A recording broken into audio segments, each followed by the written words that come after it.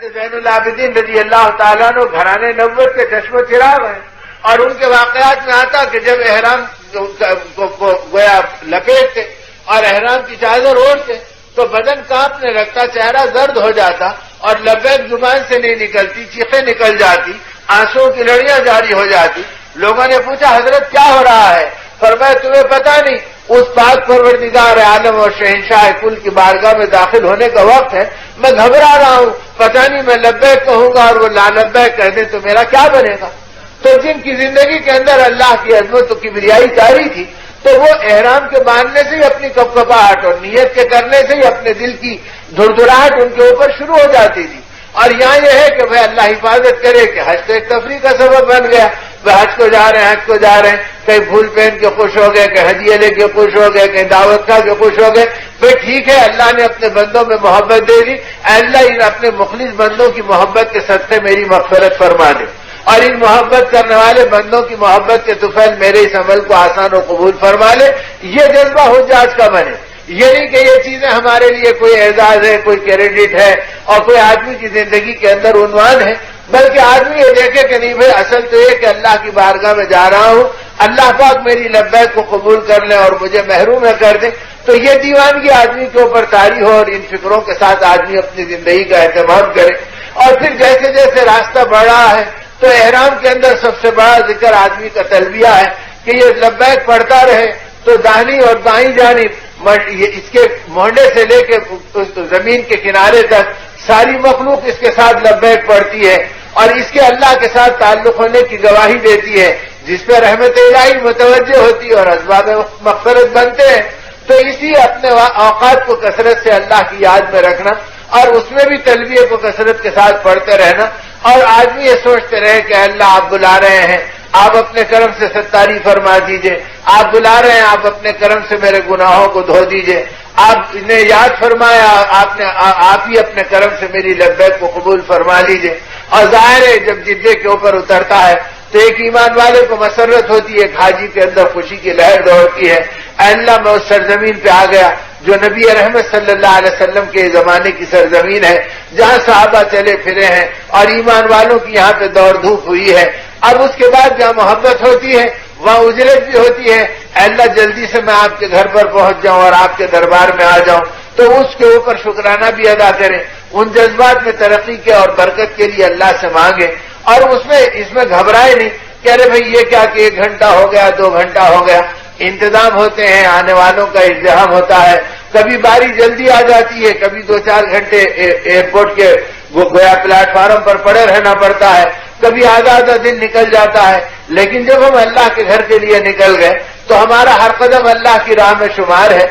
بیت اللہ پہنچنے کے بعد یا راستے کے اندر یا اپنے گھر سے نکلنے کے بعد ایئرپورٹ یا اسٹیشن پر پہنچنے سے پہلے حج کے ارادے سے نکلا اور وقت وفا آ گئی اور اس کی موت واقع ہو گئی، تو اللہ پاک اس کی طرف سے ایک ایسا فرشتہ پیدا کرتے ہیں جو اس کی شباہت کا ہوتا ہے اور اس کی شکل کا ہوتا ہے، اور قیامت تک وہ اس کی طرف سے حج کرتے رہتا ہے اور وہ تمام حج اس کے اعمال نامے میں جمع ہوتے رہتے ہیں۔ تو اس کے لیے تو اس راستے کی صبح اور شام قیمتی ہے، اس راستے کا دھکا اور گرد و غبار قیمتی ہے۔ تو اس کے اندر اب ایئرپورٹ پہ ہم پڑے ہیں، جدے پہ اتر گئے، ابھی بیت اللہ نہیں پہنچے اور ابھی مکہ مکرمہ میں داخل نہیں ہوئے، تو اس میں کوئی گھبراہٹ اور بے چینی کی بات نہیں، بلکہ آدمی اللہ کا شکر ادا کرے، اے اللہ آپ نے اس سرزمین پہ پہنچا دیا، ذکر و فکر میں اپنے اوقات کو گزارے، توبہ اور استغفار میں اپنی کیفیات کو ڈوبوئے، اور تلاوت میں اور عبادت میں اور دعاؤں میں اپنے آپ کو مشغول کرے، یہاں تک کہ اس کے بعد کچھ گھنٹے آئیں گے جس کے اندر انشاءاللہ ثم انشاءاللہ حجاج اپنے علاقے پر یعنی بیت اللہ کے قرب جوار میں جہاں ان کی قیام گاہیں طے ہے وہاں پر پہنچا دیے جائیں گے۔ اب وہاں دل کا جذبہ تو یہ ہوگا کہ میں سواری سے کود پڑوں اور بیت اللہ کے اندر داخل ہو جاؤں اور اللہ کے گھر کے قریب جا کے لوٹ پوٹ کروں اور وہیں پر دیوانوار طواف کے اندر رکھ جاؤں، لیکن معمولاً صحیح راستہ یہ ہے کہ جب ایک سفر کر آئے ہیں تو وہ اہتمام کے ساتھ پہلے اپنی قیام گاہ کے اوپر پہنچ جائے، جو جگہ معلم یا ہمارا منتظم بتلا دے اس جگہ کا اپنا جو بھی انتخاب ہوتا ہے اس جگہ کو دیکھ لیں، سامان سفر کو اسی جگہ کے اوپر رکھ کر اطمینان کے ساتھ سستا لیں،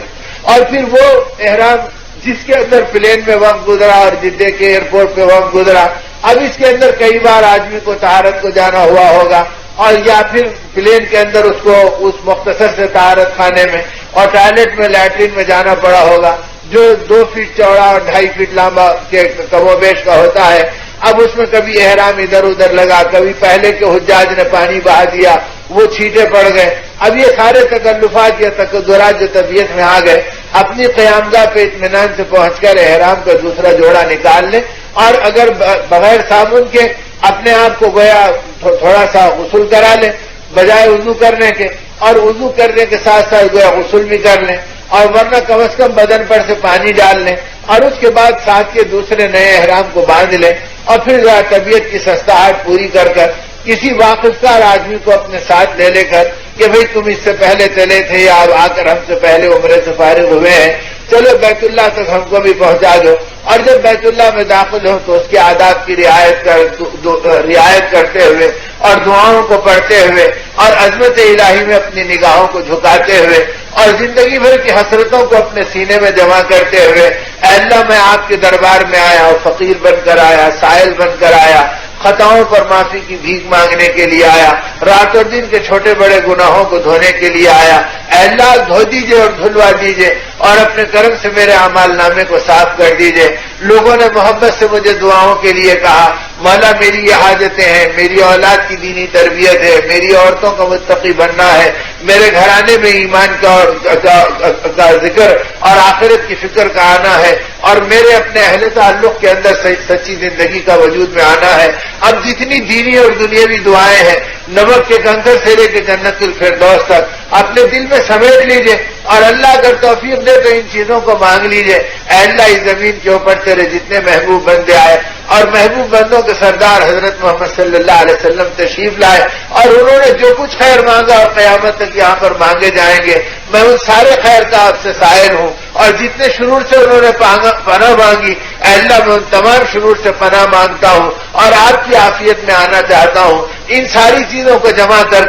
کچھ حسرتوں کے ساتھ، کچھ ململاہٹ کے ساتھ، کچھ اللہ خوف دے دے، اپنی عظمت دے دے، کچھ آنسو بہ جائے، کچھ چہرہ نرم ہو جائے، پھر برک کر اللہ کے پاک گھر کو دیکھیں، مولا جو کچھ آپ نے سائل کے دل میں ڈالا اور زبان پر ڈالا اور ذہن میں جمع کیا، یہ میرے سوال ہے، اپنے کرم سے اسے پورا کر کے مجھے مستجاب الدعوات بنا دے۔ اب نہیں معلوم کہ اس کے اندر اللہ پاک کتنی دعاؤں کو قبول کر لیں گے، اور جو نظر اللہ کے گھر پہ پڑ گئی اور اس وقت کی قبولیت کی لہر مل گئی، اب اس کے بعد پھر ادب سے اپنے قدوم کو آگے بڑھانا، اور پھر اس کے بعد میں طواف کے لیے اپنے آپ کو آگے چلانا، یہاں تک کہ حجر اسود کے قریب جب پہنچے تو وہاں پر اب ایک اونچی پٹی پڑی ہوئی ہے۔ خیر ساری تفصیلات تو آپ کو لمبی چوڑے تربیت کی مجالس کے اندر سامنے آئی ہوگی اور انشاءاللہ آتی رہیں گی جانے تک کے، تو وہ مقام مل جائے گا کہ جہاں سے آدمی کو گویا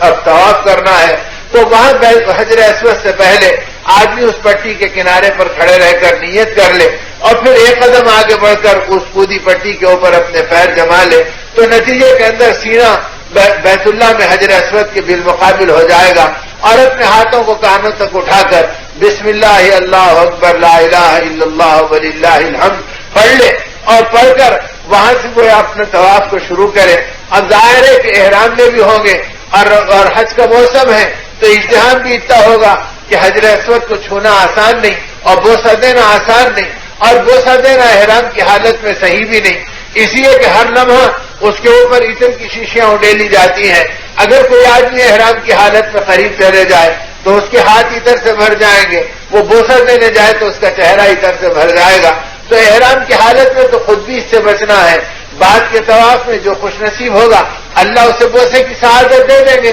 اور اس میں بھی چونکہ بوسے کا لینا یہ ایک مستحب عمل ہے، تو اس کے لیے آدمی کا لوگوں کو چیرنا، کسی کو ڈھکیلنا اور کسی کو اذیت پہنچانا، یہ ساری چیزیں حرام عمل ہے، تو بیت اللہ میں پہنچ کر ایذاء مسلم کے حرام میں مبتلا نہیں ہونا ہے، چاہے پورے حج کے سفر میں ایک مرتبہ بوسہ دینے کی نوبت نہ آئے تو اس سے حج میں فرق نہیں پڑے گا، لیکن ایک مرتبہ حاجی کو ڈھکیل دیا تو حج میں زمین آسمان کا فرق پڑ جائے گا۔